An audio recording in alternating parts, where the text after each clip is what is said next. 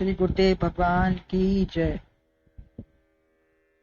श्रीमद् भगवद गीता के चतुर्थ अध्याय के 16वें श्लोक में भगवान अभी तक कर्म का ही वर्णन चल रहा है। यहाँ पे 16वें श्लोक में भी कर्म के विषय में गहन उपदेश कर रहे हैं। भगवान कहते हैं श्री कि कोई भी कर्म करो सहजता से हो, उसमें लिपायमान ना हो, समयानुसार कर्तव्यानुसार करते रहो तो बंधन मुक्त रहोगे। में कर्म का बंधन नहीं होगा। अगर हमें कर्म किया और बंधन में बन गए तो उसका हमें फल भी भोगना ही पड़ेगा। अतः सदा मुक्त रहें, यही कर्म की विधा है और होनी चाहिए। कई श्लोकों में इसका वर्णन किया है तथा पूर्व काल के महापुरुषों का अनुकरण करना भी बताया है कि जो महापुरुष करके आए हैं उनको हमें अनुसरण और देख के करना चाहिए।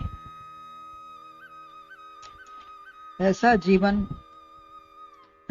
जीवन जीने वाले यही तुम्हारे लिए जो महापुरुषों का जीवन है वही तुम्हारे लिए श्रेष्ठतम कर्म होंगे। 16वां श्लोक आता है कि किम कर्मेति कवयोप्यत्र मोहिताः तत्ते कर्म प्रवक्ष्यामि यत् ज्ञात्वा मोक्ष से शुभात्। अर्थात क्या कर्म और अकर्म है भूले यही विद्वान भी, यह जान कर पापों से तरो, यह वह कर्म कहता हूं तो सभी। भगवान ये बताते हैं कि कैसे कर्म क्या हमें करना है क्या नहीं करना है, उसमें भूल नहीं होनी चाहिए। कर्म किम अकर्म किम इति अत्र कवयोप्यत्र मोहिताः ते प्रवक्ष्यामि यस् ज्ञात्वा अशुभात् मोक्ष से। अर्थात कर्म क्या है और अकर्म क्या है, इस विषय में कविगण बुद्धिमान जन भी मोहित हो जाते हैं। ऐसे कर्म के विषय में मैं तुम्हारे प्रति कहूंगा, इसे जानकर तुम अशुभ संसार से मुक्त हो जाओगे। हर एक का कर्म अलग अलग है। कुछ सामान्यतः सबके लिए ठीक होते हैं, कुछ कर्म ऐसे हैं जो सामान्यतः सबके लिए हैं, और कुछ किसी के लिए ठीक हैं और वही दूसरे के लिए नहीं है। जैसे गृहस्थी के लिए पालन पोषण, धन कमाना आदि ठीक है और सन्यासी के लिए वह वर्जित है।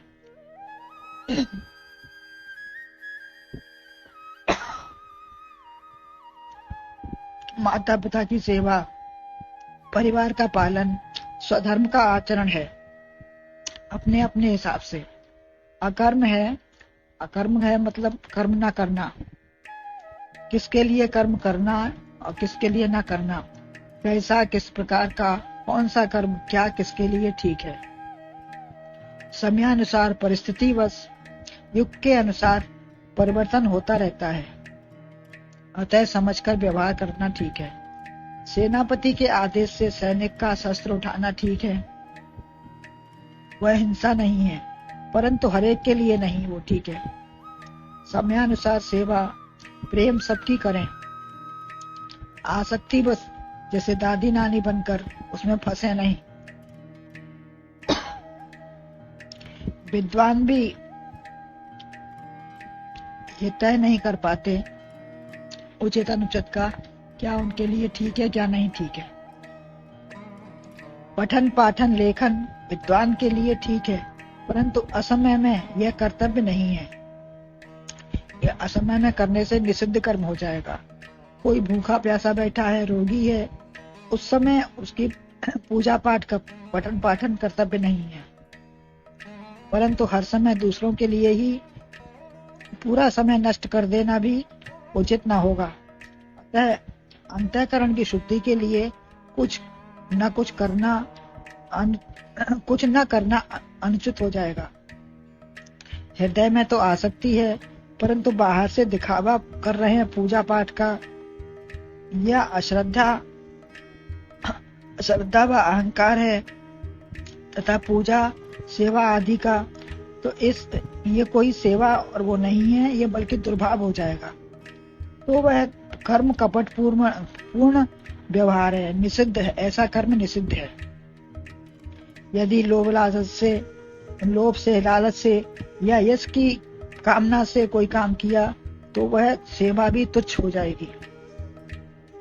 यद्यपि न करने की अपेक्षा ठीक है, न करने से तो अच्छा है कि कुछ किया, दूसरे का कुछ तो भला हुआ, लेकिन वह निषिद्ध है, फलदायी नहीं है। इसी प्रकार भगवान के लिए या परिवार के लिए कुछ करना ठीक है, न करने से। भगवान ने सूर्य के प्रति उपदेश किया तो वह सदा नियम का पालन कर रहे हैं। सूर्य भगवान सदा अपने नियम पर चल रहे हैं, सबका भला करते हैं, ज्ञान स्वरूप हैं, पूर्ण ज्ञान की प्राप्ति हो गई। सूर्य को उपदेश लगा, वह सफल उपदेश है। इक्ष्वाकु, मनु सबको दिया, यह सब सार्थक है, अतः अर्जुन को भी पूर्ण लाभ मिला। हाँ, मनु सबको दिया, यह सब सार्थक है, अतः अर्जुन को भी पूर्ण लाभ मिले। हर गुरु यही चाहता है, शिष्य को लाभ हो, वह विदेह हो जाए, शरीर को पहचान कर आत्मा में रमण करे, आत्मनिष्ठ हो। हर सत्संगी की भी यही भावना होती है, सर्व कर्मठ निष्काम व कर्मयोगी बने। इंद्र देवताओं के राजा हैं, परंतु इनका कर्म श्रेष्ठ नहीं है। दधीची पर शासन करना चाहते हैं।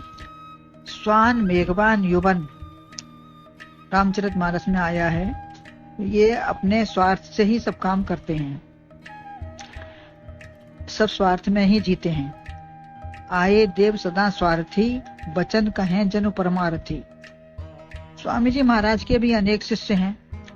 कुछ लोग लौकिक विद्या भी अपनी, या कोई कला होती है, कोई लौकिक विद्या किसी के पास कोई खास होती है, तो उसको भी छिपा कर रखते हैं, कहीं कोई अपना ना ले, पुरानी ना हो जाए हमारी। ऐसे ही अकबर बादशाह ने ताजमहल बनवाया तो कारीगरों के हाथ ही कटवा दिए, ऐसा ये निषिद्ध है। परंतु अध्यात्म की यही महत्ता है कि दूसरों को पढ़ाओ और विस्तार करो। इंद्र ने अहिल्या का पतन किया छल से, परंतु मनुष्य महान है, वह संयमी है, उसका विस्तार, अपनी विद्या का विस्तार कर सकता है। और विवेकी विचारवान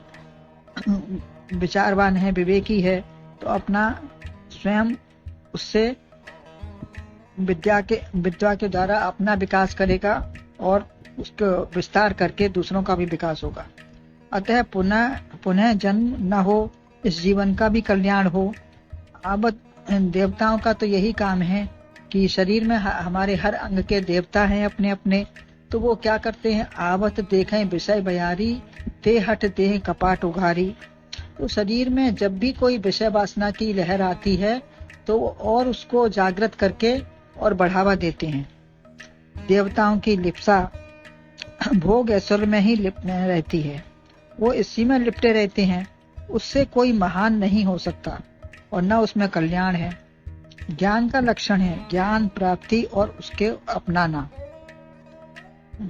ज्ञान अगर प्राप्त कर रहे हैं या प्राप्त किया है तो उसका यही सार्थक है कि उसको खुद प्राप्त करो, उसको अपनाओ और उसका विस्तार करो। देवताओं में धर्मराज जो चित नहीं होते, नचिकेता को उपदेश किया। देवताओं में नचिकेता को भी उपदेश दिया यह, जो अपनी जगह से च्युत नहीं है। 3 लोग 14 भुवन हैं, कहीं कुछ है कहीं कुछ है। देश का शासक महान कर्मयोगी या ज्ञानी हो यह आवश्यक नहीं है, देश का परंतु जन सेवक हो या स्वार्थी कैसा भी हो वो, परंतु राजा मानना ही पड़ेगा। उसका कोई भी भाव होगा, लेकिन वो सेवक अगर वो शासक चुना गया है तो उसको हमें राजा मानना ही पड़ेगा, किसी भी अवस्था का हो। भीष्म तपोनिष्ठ ज्ञानी ब्रह्मचारी वयोवृद्ध हैं, फिर भी राजन कहते हैं। दुर्योधन को राजन ही कहते हैं। यदि माता पिता भी दुराचारी हैं तो फिर भी आज्ञा और सेवा उनकी करनी ही है। माता पिता जैसे भी हैं फिर भी उनको आज्ञा पालन उनका करना ही है। परंतु उस दोष को स्वयं में मत आने दो।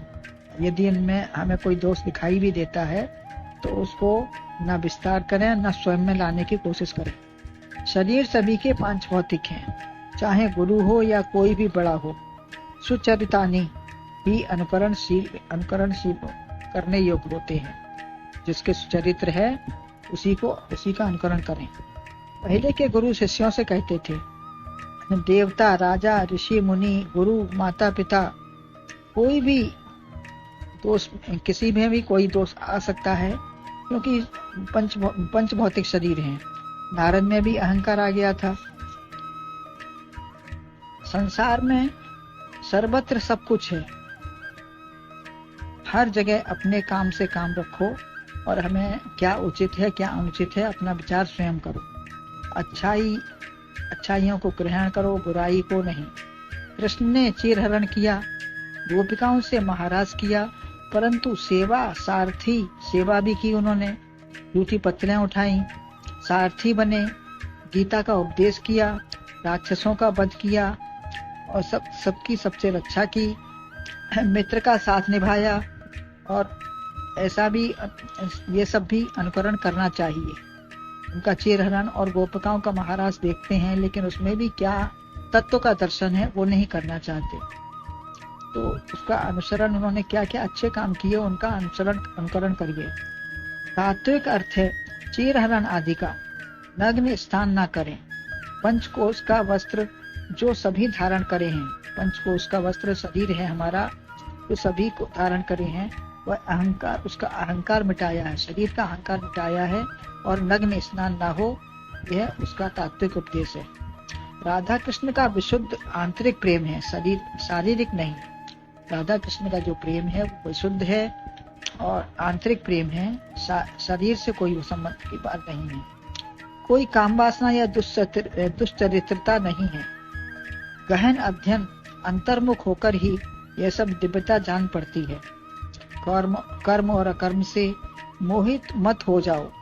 उन कर्मों के विषय में वर्णन करेंगे जिनको जानकर अशुभ संसार से बच जाओगे। अभी कर्मों का वर्णन चल रहा है और आगे भी चलेगा, तो हम ऐसा कहते हैं कि हम ऐसा वर्णन होगा, आपको मिलेगा कि आप अशुभ संसार में अशुभता है उससे आप बच पाओगे। समय बीतता गया, भगवान की ओर उन्मुख न हुए तो सब अशुभ ही है। यदि हमारा सारा समय संसार में ही बीत गया और कोई हमने अपना भविष्य का नहीं सोचा, नहीं बनाया, तो वो हमारा सब कुछ अशुभ ही बीत गया। भगवान की ओर उन्मुख ही नहीं हुए।